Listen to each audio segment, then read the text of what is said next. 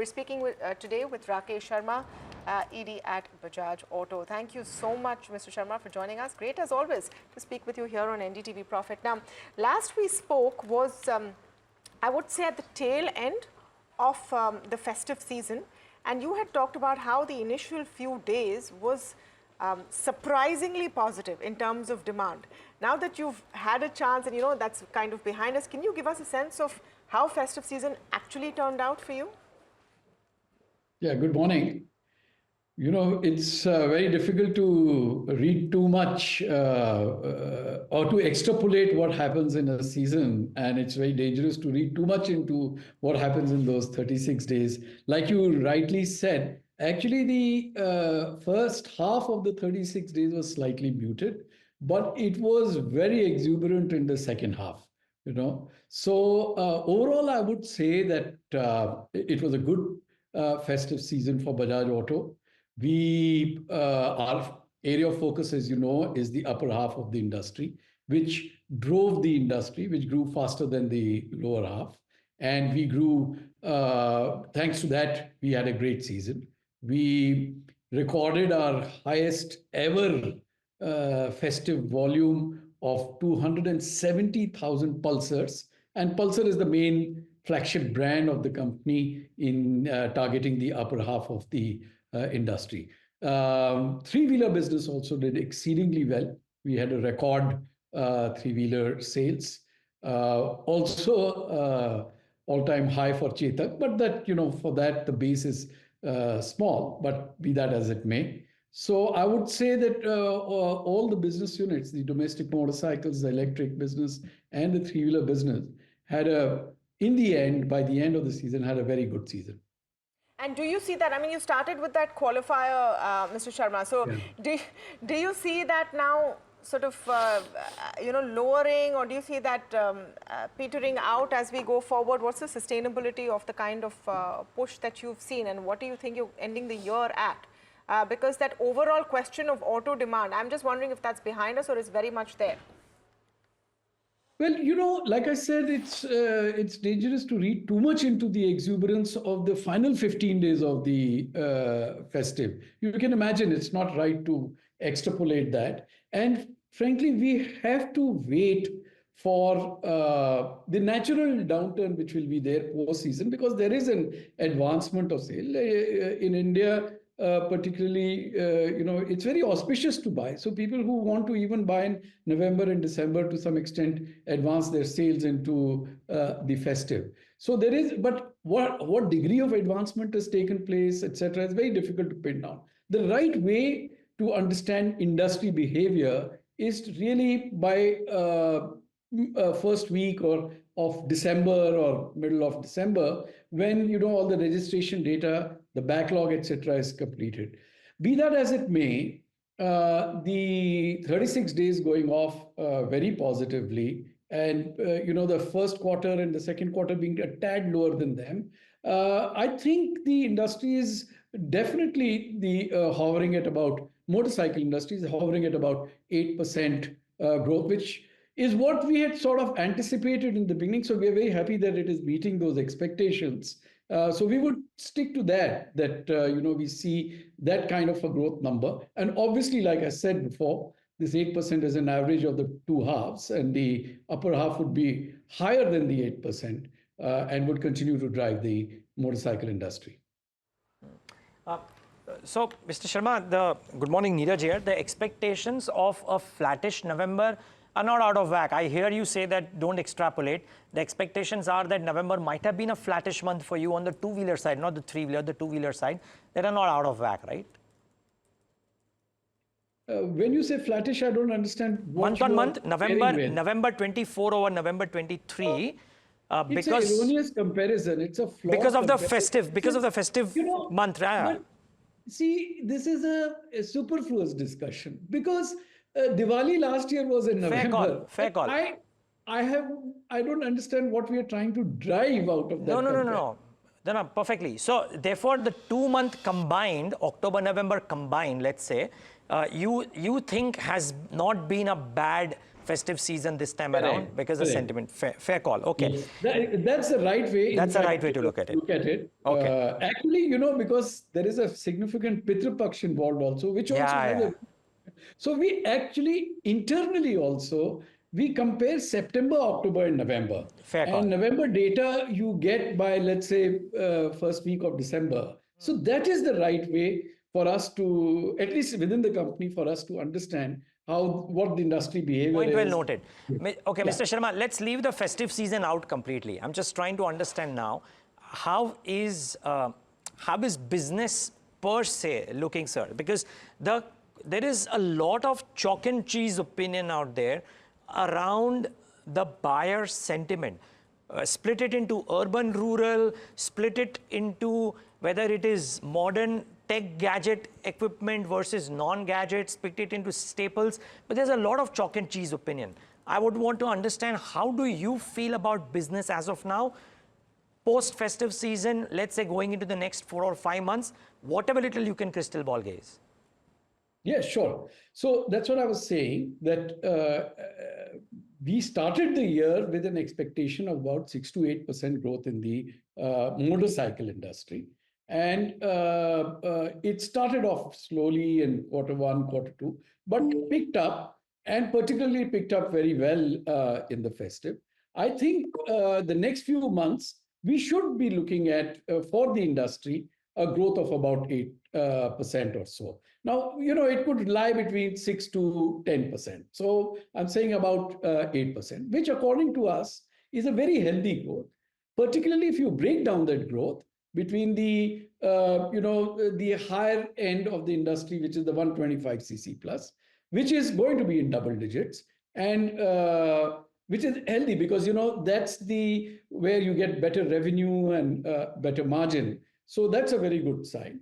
I think various factors, things like a reasonably stable economic backdrop, advancing penetration of retail finance, a reasonably okay monsoon, which is ensuring that the small town wheelers moving. All these things are combining to say. But of course, there are issues like the very bottom end of the market, whether there is enough economic inclusion to lift those people up into the consumption cycle. We are still seeing a little bit of softness over there. So we are seeing a much better performance in the middle part of the industry, which is sort of driving this 8% growth. Right. Hi, Mr. Sharma. It's Yes. also Samina joining in. Exports has always been a critical driver for Bajaj Auto. What percentage of overall revenues do you expect from exports in FY25? And there are some geopolitical stresses, currency fluctuations in LATAM and Africa. How do you feel about that space? Where do we see that going in terms of contribution for the second half of FY25? Well, our year-to-date growth in exports over same period, which is April to October, is about 9%. This is actually driven by LATAM and parts of ASEAN. Like I've been saying, that every month and every quarter is an improvement over the previous one, because the situation in Africa is improving. LATAM has been doing very well, so I'm not sure what you mean by geopolitical tensions in LATAM. We are not reading any of those tensions in LATAM. South Asia is also recovering, and ASEAN, particularly for us, Philippines is an important market. It has done very well. So when you put all this together, we are getting at about 9% growth. We feel that quarter three was better than quarter two by about 10%. We feel that quarter four should also be better than quarter three by about 10%. So step-by-step growth. Having said that, I would still say that even though Africa and countries like Nigeria, which is very, very big in Africa, have been showing month-on-month improvement, because of the macroeconomic conditions, the volatility in the currency, the situation remains fragile. And we have to see every month it goes. But we are very happy that for now, about 6 months or so, or more than that, 6 to 8 months, we are seeing a step-by-step improvement even in Nigeria and therefore in Africa as well. And we are hoping that that continues. We have planned for that to continue, and we are obviously engaging with our channel partners with that hypothesis. Planning to add any more geographies, Mr. Sharma, before I go into the conversation on EV? A big thrust area for us is Brazil, where we have, which is, as a country, the third largest or the fourth largest country for market for motorcycles. We have launched, we commissioned our plant over there in July, which has unlocked a bit of supply chain. And that's an area of focus. As we speak, we are again we've got an initiative to expand capacity for 25 because we see a lot of traction for our brands and good demand over there. So that's one. We've also launched Bajaj in Spain and Portugal. We expect that to start to pick up March onwards because now there is the onset of winter. But we did an early winter launch just so that we put in the infrastructure, etc., over there. And so those are the few markets which we're quite excited about for the next few months now. Sharma, just wanted to get your sense on if you have seen any impact on the possible hike of CNG prices. Policy moves have now ensured that you will see an increase in CNG prices. How do you see that impacting, especially your three-wheeler segment? Or overall, do you see that impacting demand? No, we don't, because so the three-wheeler CNG, we have been in the market for more than a decade, and it goes through these ups and downs, and we find that with a lead and lag effect, the arbitrage between CNG and petrol comes back to that about 30% odd. Sometimes it increases because the petrol prices suddenly increase and vice versa. But over the years, the demand is actually being driven by the expansion of the CNG network, which is the basic factor which has led to the penetration of three-wheeler CNG and almost the eclipse of the diesel and petrol-based three-wheelers. And now, there is a 70% odd coverage of the key towns. And we are told just when we take the government plans, this is going to go up to 80-90%. So that is actually the key driver for CNG demand. The arbitrage swells and diminishes over time, but it still is much more profitable for a driver to take a CNG three-wheeler rather than a petrol or a diesel three-wheeler. So fair enough. So one hike here and there is not going to make a big difference if you have such a huge part of the market. Just was wondering, I'm sure you've been seeing this closely, a couple of interesting EV launches in the two-wheeler category announcements actually, and in the scooter category from others in this space. How do you view this at Bajaj Auto? I mean, one segment, of course, catering to gig workers, another very popular model now going EV.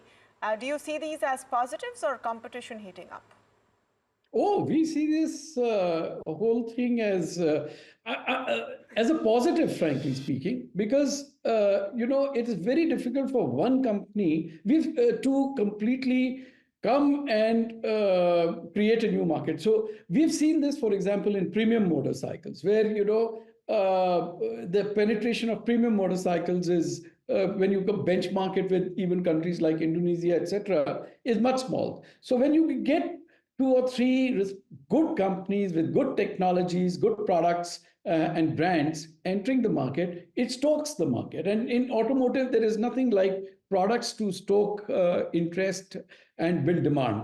So we have seen, for example, in Africa, the Chinese coming in and developing the motorcycle market in the early 10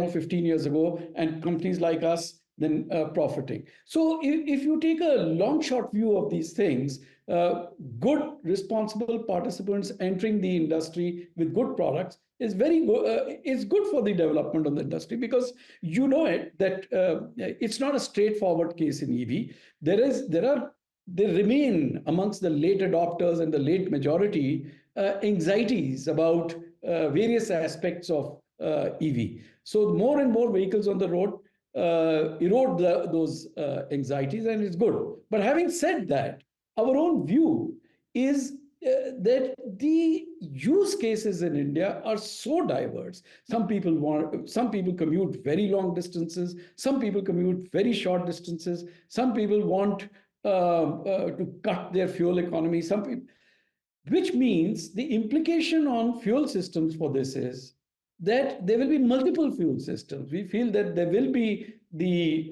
gasoline-based fuel system. There is CNG now with our freedom. There will be electric, and soon to say there will be ethanol, which is backed heavily by the government. We are already seeing this in three-wheelers. For example, our three-wheeler dealership, if you walk into, today sells you a three-wheeler which is based on LPG, CNG, diesel, petrol, electric, and a sixth one, ethanol, is in the offing. So we don't think that it will be the victory of one fuel system over the other, but it is good to have a vibrant sort of arena over there, which helps build demand. Mr. Sharma, just staying with the EV theme, if you can help us understand what has been the revenue contribution of the EV two-wheeler segment so far, and what are your expectations for growth in the next couple of years? And please correct me if I'm wrong, but what we understand is that there has been an increase in battery and component charges, or cost rather. So in cost, raw material, sort of cost inflation. How much margin pressure are you seeing in the EV segment, and how are you looking to negate that? First of all, we are not seeing cost inflation on the battery and cell side, the kind of the point which you are making. Quite to the contrary, through sourcing and supply chain development, product development, we are actually seeing better margins in our EV segment as we go forth. So that's slightly different. The EV two-wheelers has been growing at about 36%, between 30 and 40%. And I think there is enough now interest and traction, and there's enough sort of enough customers out there to maintain that kind of a growth of about 30% going forward. So that's what we are sort of going to be basing our own plans on. It was actually a brokerage report that pointed out the cost inflation on the battery side, but good to hear that the industry is not facing that. I didn't say about the industry. I said that's what I said. I can't say about the industry, You're an aberration, so that's a not. good thing. Good to know. Yeah. Just one last one on the EV segment. What is the timeline for achieving break-even here? Sorry? When would you achieve break-even in the EV segment? I mean, I guess... We are already breaking even in our EV portfolio. Okay. Our EV portfolio today constitutes, in revenue terms, I think over 25% of Bajaj Auto. In fact, our green portfolio, as we call it, which is EV and CNG put together, constitutes over 45% of our domestic revenue. All right. Great speaking with you, Mr. Sharma, and thank you so much for all your time and taking all of our questions. We hope to chat with you again soon.